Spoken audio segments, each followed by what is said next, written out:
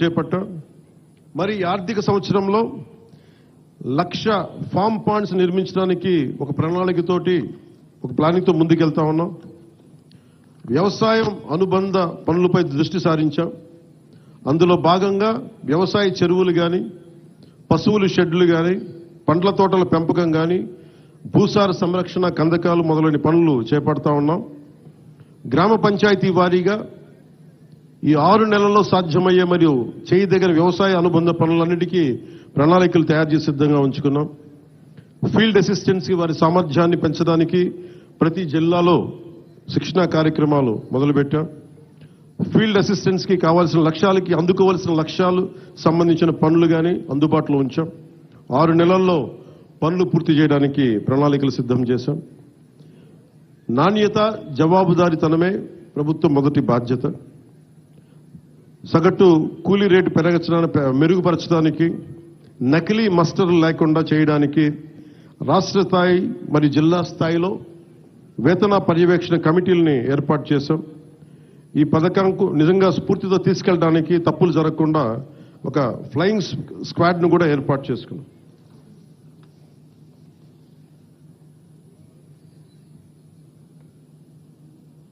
ఒకసారి మనం చేసిన పనులు నేను వ్యక్తిగతంగా ఎప్పుడు చెప్పుకోను, చాలా సహాయాలు చేశాను, నేను ఎప్పుడు చెప్పుకోను. కానీ పాలిటిక్స్కి వచ్చేటప్పటికి మనం ఏమి చేయాలో చెప్పడం చాలా అవసరం.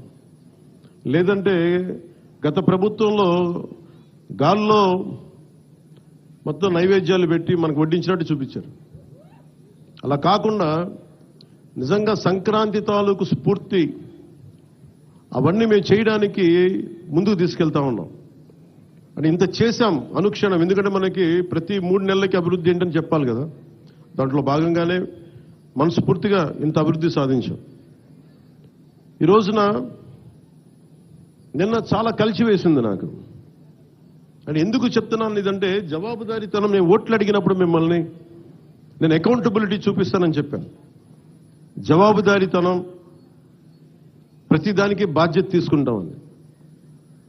నిన్న తిరుమలలో జరిగిన సంఘటన, అది మన సంక్రాంతి, తొలి సంక్రాంతి పండగ ముందు జరగడం చాలా బాధ కలిగించింది. వైకుంఠ ఏకాదశి రోజున 6 నిండు ప్రాణాలు కోల్పోవడం బాధ కలిగించింది. 39 మంది గాయపడ్డారు. మనసు చాలా క్షోభించింది. పండగల వాతావరణం, పండగలు చేసుకునే తక్కువ,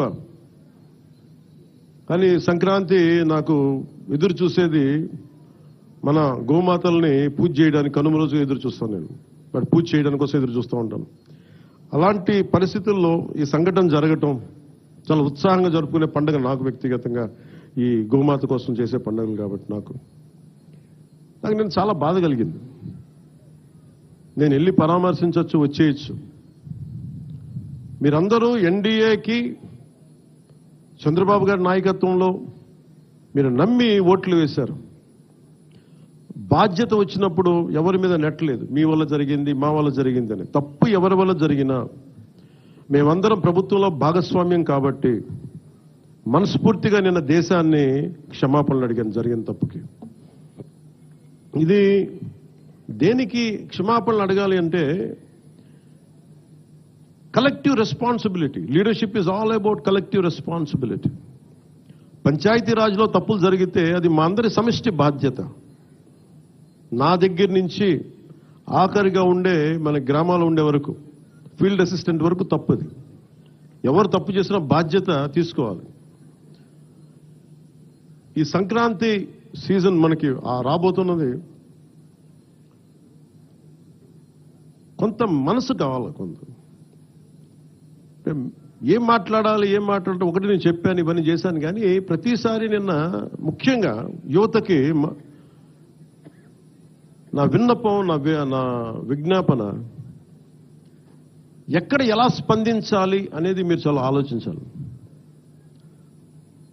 సావు సమయంలో కూడా, ప్రమాదమైన సమయాల్లో కూడా నేను వస్తే సినిమా పేర్లు కానీ, కేరింతలు కానీ, ఒకళ్ళు చావుకి వెళ్ళాం మనం, ఒకళ్ళు దెబ్బలు తిన్నారు, చనిపోయారు. ఇలాంటి సమయంలో కూడా మనం కూర్చొని కేరింతలు, అరుపులతో ఉంటే భావ్యమా లేదా అనేది ప్రతి ఒక్కరు ఆలోచించాలి. పోలీసుకి కొన్నిసార్లు సహకరించాలి మీరు. అంటే ఎవరి బాధ్యత కనుక వాళ్ళు సభ్యంగా నిర్వర్తిస్తే ఒత్తిడి తగ్గుద్ది. నేను చూడండి, తిరుపతిలో ప్రతి ఒక్క వ్యక్తి కనుక వాడి బాధ్యత నిర్వర్తించుంటే సరిగ్గా ఇంతమంది మంత్రులు వెళ్లాల్సిన పరిస్థితి ఉండేది కాదు, ముఖ్యమంత్రి రావాల్సిన పరిస్థితి ఉండేది కాదు, నేను వెళ్లాల్సిన పరిస్థితి ఉండేది కాదు, ఎంటైర్ క్యాబినెట్ ఉండాల్సిన పరిస్థితి ఉండేది కాదు. దానికి అదనంగా పోలీసులందరికీ ఒత్తిడి, డిఎస్పీలకి ఎస్పీలకి అందరికీ ఒత్తిడి. అంటే ఒక్క చిన్నపాటి ఏరియాలో ఒకళ్ళు చేసిన తప్పుకి మొత్తం సమిష్టిగా జిల్లా పోలీస్ యంత్రాంగం ఎస్పీ గారితో సహా దాన్ని ఫలితం అనిపించాల్సి వచ్చింది. నాకు ప్రత్యక్షంగా దానికి సంబంధం లేకపోయినా నేను దాంట్లో ప్రభుత్వంలో బాధ్యత కాబట్టి సనాతన ధర్మాన్ని పాటించే హిందువులందరినీ నేను క్షమాపణ అడిగాను. అంటే ఇది ప్రతి ఒక్కరూ బాధ్యత నిర్వర్తించాలి. కేవలం నాయకులకి ఓట్లేస్తే సరిపోదు. ప్రతి ఒక్క ప్రజాప్రతినిధి కానీ, అధికారి కానీ, ఉద్యోగి కానీ ఎవరి బాధ్యతలు వాళ్ళు నిర్వర్తించాలి. లేకపోతే మటుకు ఇలాంటి దుర్ఘటనలే వస్తాయి, అభివృద్ధి ముందుకెళ్తుంది. అలాగే గత ప్రభుత్వంలో అలవాటైపోయి కొంతమంది, ప్రత్యేకించి కొంతమంది అధికారులకి పనిచేయడం మానేశారు, నిర్లక్ష్యంగా ఉండటం ఉన్నారు. అధికారికి పార్టీ పట్ల, ఏ పార్టీ అయినా సరే, జనసేన కాదు, తెలుగుదేశం కాదు, భారతీయ జనతా పార్టీ కాదు, గతంలో ఉన్న పార్టీ కూడా కాదు, your loyalty is for the people.